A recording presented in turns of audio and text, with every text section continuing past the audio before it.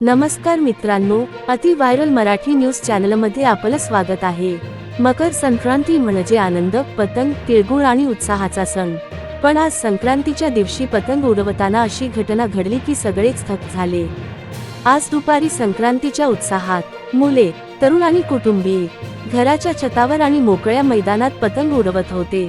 अचानक पतंगाच्या मांजामुळे एक अनपेक्षित अपघात घडला आणि क्षणात आनंदाचं वातावरण भयावह झालं।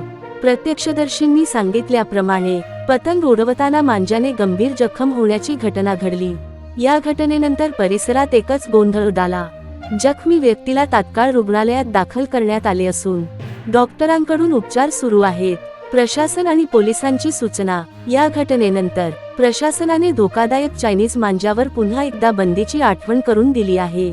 नागरिकांना पतंग उडवताना काळजी घेण्याचे आवाहन केले आहे। विशेषतः लहान मुलांवर लक्ष ठेवण्याची सूचना देण्यात आली आहे।